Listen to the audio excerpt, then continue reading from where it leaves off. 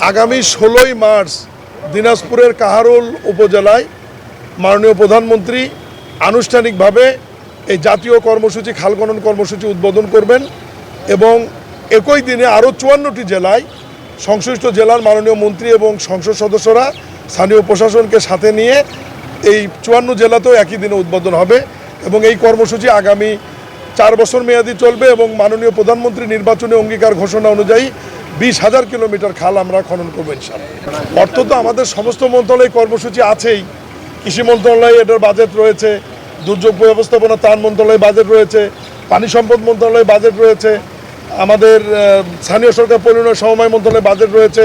প্রত্যেক বছর আমাদের খাল খননের বাজেট কিছু রয়েছেই, সেই জায়গাটা বাড়িয়ে প্লাস মাইনাস করে যাতে 20,000 কিলোমিটার 4 বছরে সম্পূর্ণ করা যায় এ ব্যাপারে আমাদের নীতিগত সিদ্ধান্ত।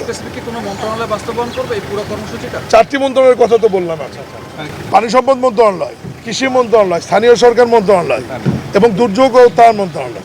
এর আগে খাল খননের নামে বেশ কিছু লুটপাটের চিত্র আমরা দেখেছি। খাল খনন সংস্কারের নামে যে অল্প কিছু কোনো মতে পার্টিটা একটু পাশে ফেলে ওই খালের মতোই আছে।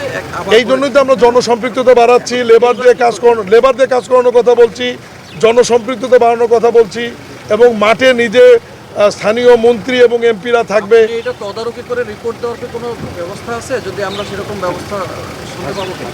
আমার মনে হয় আজকে আর এই ব্যাপারে কথা না বলি, আমরা কাজ শুরু করি। তারপরে কর্মসূচি নাকি হচ্ছে জনবান্ধব কর্মসূচি? জনবান্ধব রাজনৈতিক তো অঙ্গীকার আর জনবান্ধব কর্মসূচি। ধন্যবাদ।